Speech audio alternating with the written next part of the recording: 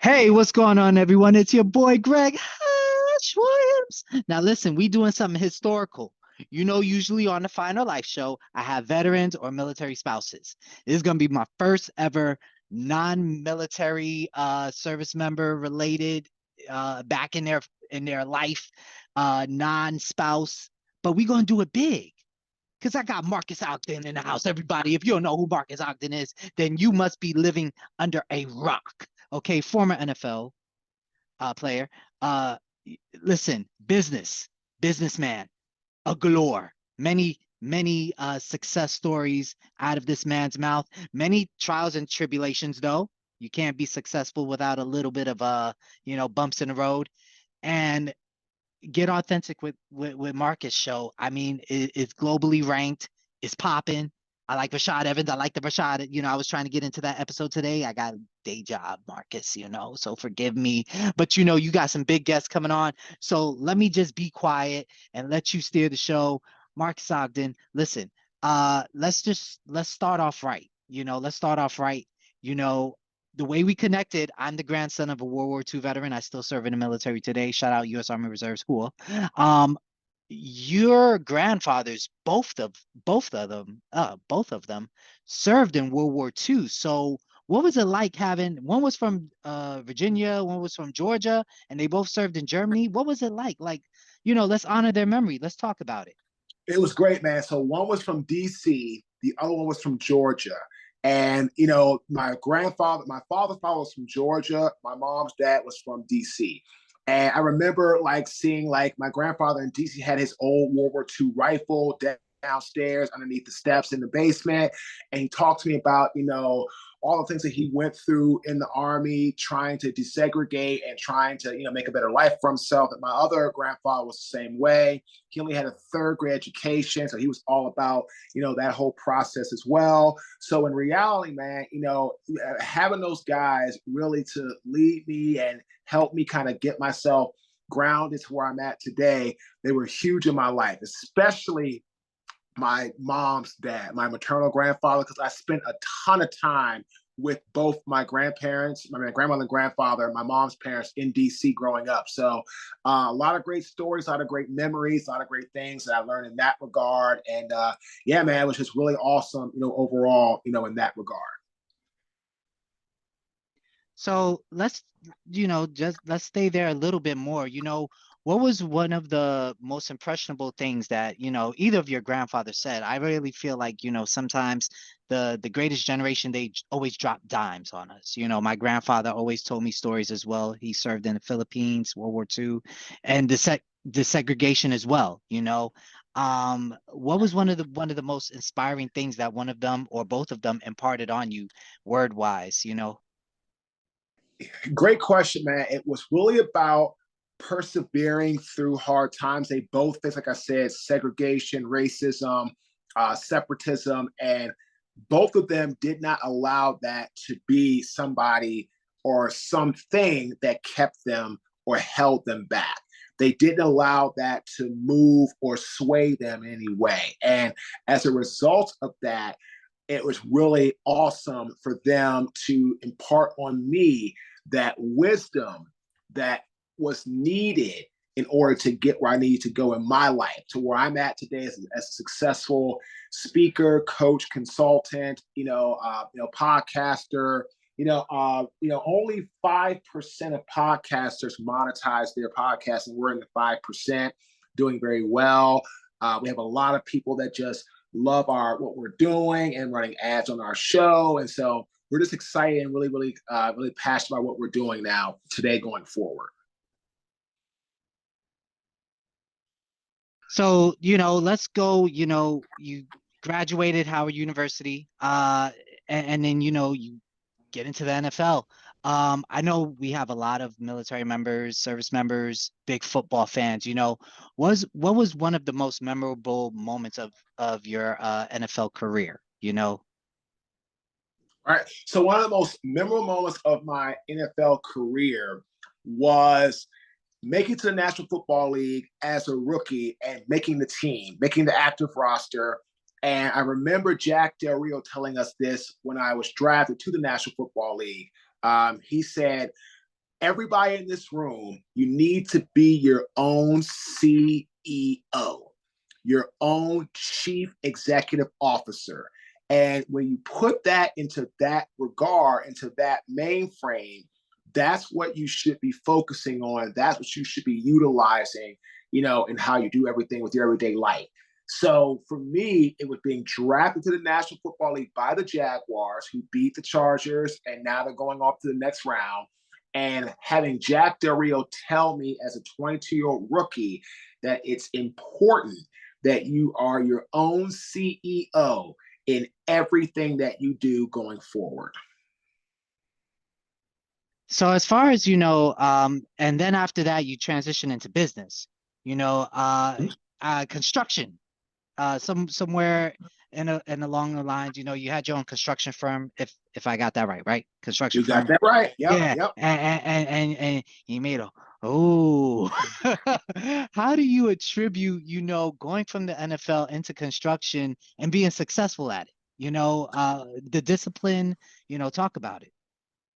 So what I did was I excelled at marketing and I excelled at sales, and I had the right people in the ops position, and I was able to manage my finances. But unfortunately, as I had success in marketing and sales and had the right people in the ops position, the success got to my head, and I felt that I was better than everybody else. I could do no wrong, and that I was always going to be in the position of being right. As a result of that, I put myself in a position where I started to push away my best employees, my best people, and that put me into a situation, unfortunately, where I ended up losing everything that I owned in 2013 as a result of my attitude, my ego, my bravado, and I was just really a really negative and really horrible boss. And as a result, it cost me everything in 2013. Mm-hmm. So I mean, you know, that's what we talked about, the bump in the road. How does somebody, because there's somebody right now who might have their own business or they're thinking about having their own business, and that bump in the road is the fear, and you've played one of the most physical games on this earth, head to head, body to body. You go to the boardroom, you're conquering things, and it seems like you're a conqueror one day and then you just fall. You know, how does somebody build up that self-resilience within themselves? You have to learn how to put yourself in uncomfortable situations and count on yourself to get yourself into a position of achieving what you desire, either accomplishing something, being fulfilled, and you're not always looking for others to save you. I had a guy on the podcast, my podcast, Chad Peepy. He said, he grew up as an openly gay individual in rural Arkansas. And we're talking about, how he in his life was always trying to chase what others wanted or what they thought he should do, all this stuff. And then once he became fulfilled in his own life, he got a lot better off in that regard. And so for me, as a result of trying to chase what I thought was money, fame, notoriety, what I call external motivating factors, I got into a really bad position and I ended up losing everything that was important because I was chasing things that didn't matter and I wasn't fulfilled in my work. And as a result of that, pow, I put myself in a position and I ended up losing everything that I owned in 2013. And now I had to rebound and go from there. So, throughout those times where you had to claw back, then you got into the Ogden Leadership Academy. You still gave back though. That's the whole thing. It's like, you fell down, but you still got back up. You did the Leadership Academy. I think, in between there, you became the subject matter expert for the USO. So let's go back to the military. How did that happen? That was up in North Carolina. How do you become a subject matter expert in the USO? Just networking. I reached out to them through one of their newsletters. I met with them and their team and their leadership team right by the airport here in the Raleigh-Durham area. and they love my perspective on leadership and how to bounce back from after hearing my story, what I went through. As a result of that, it got me into a position where I was able to really manifest my skill sets through leadership and adversity and overcoming hardship to get where I'm at today. As a result of that, a lot of great doors opened through USO. I remember I met some people from Elite Legacy Education, where I spoke for them 11 times in a year as a result of speaking for USO. But it goes back to marketing, sales, operations, finance. I just market it. And that's what I do today. Like, our podcast is a great conduit to market to people, and it grows for us a huge platform. And again, we get to make some great friends, meet some interesting people. But the whole heart of things, right? It's really and truly about getting to the next level and having success, in that regard.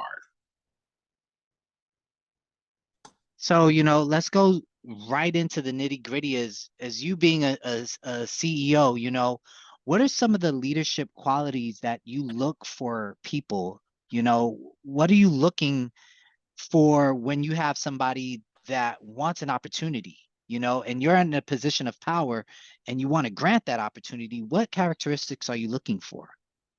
I'm looking for somebody that has the ability to connect with people through empathy and or compassion, and somebody that can build a team. And you build a team through your ability to connect with people and get them to know that they matter and that the value that they're going to bring to the table is going to help the organization thrive. And unfortunately, a lot of people don't have that disposition because they just don't do a good job of focusing on their, what they need to do from a team perspective. So I'm always looking for people. I'm always looking for people that can connect with people through compassion, empathy, great at team building, and they don't look to pass the buck or make excuses for themselves. They're all about getting things done in the time frame that they need to be done. And now you don't just have the podcast, you're also a writer, Brains Magazine, inspirational words, and I always like to ask this question to leaders. How do you motivate yourself when you're not motivated? Well, if I'm trying to motivate myself, I've already lost. So I'm inspired every day by getting up and helping somebody else turn their target into an accomplishment. I don't motivate, and I'm not a motivating person. I'm an inspirational person. I'm not a motivational speaker. I'm an inspirational speaker. I'm not motivated. I'm inspired. So if you're motivating, then at some point you will burn out. So again, I work a lot. Finish up this, go get some to eat. Work on some files. Am I tired? Yes. Am I burnt out? No. I'm not burnt out. I was burnt out with my construction company. I was burnt out with, football at times. I was burnt out trying to launch, a clothing line. I know what the hell I was doing, right? So there was times I burnt out, and I failed many times in my life. But today, I don't burn out. Am I tired? Am I just like, wow, exhausted? Yes. But am I burnt out or say, man, life sucks? No, because what we do and what I do really something that we can turn things around for. And now the whole thing is you're still, inspiring others, and I like that. You're not a motivator. You're inspirational person, and you inspire others. I never kind of looked at it that way. You taught me something. Thank you. You like to call your podcast elite, and I love that because you're showcasing people and having authentic conversations. And everybody, please look it up. I have to say, he's getting real with it. Get Authentic with Marques Show, Apple Podcast, Spotify, yeah, everything. Just listen to it. But besides doing that, you're still also kind of working with U.S. service members and veterans. Talk about staff and strategies just a little bit. I feel like we got veterans, we got service members watching, family members. Each one teach one. So Staff and Strategies, it's a crypto hedge fund that was created by our CEO, Chris Jackson, and he's a veteran.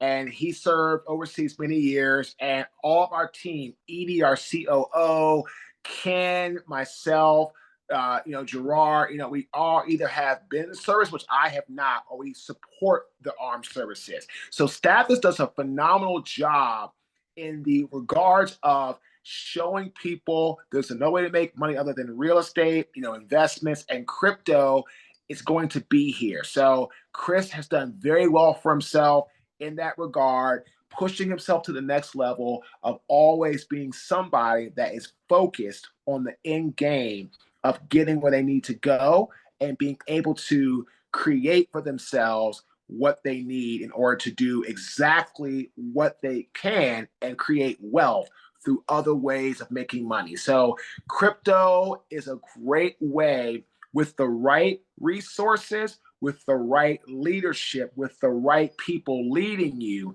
to advance and take you to the next level. And so that's what we're doing with Stathis Strategies going forward in that regard.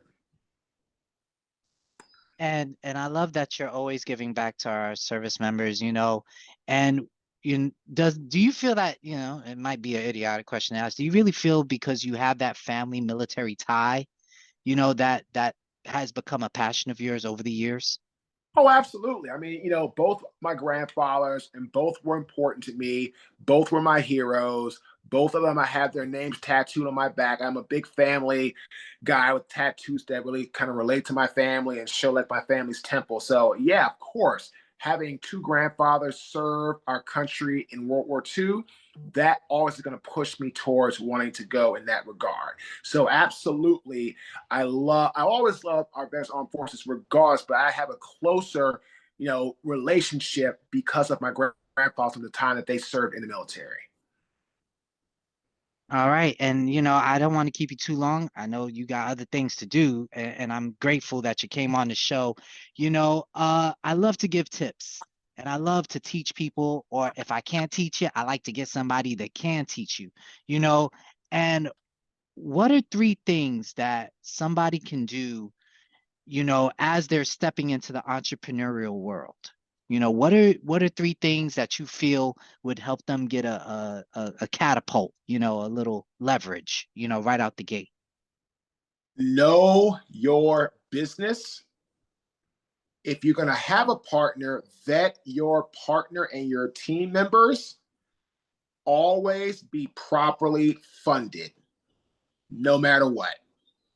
If you do those three, if you know your business, if you have a partner and your employees, and you are properly funded in your new business, everything else will work itself out. So anyway, people can find me on our website, www.marques, MARQUES, Ogden, OGDEN.com. You can also find our podcast on Apple, Spotify, Google, iHeart, Stitcher, Pandora, YouTube. The Get Authentic with Marques Ogden show.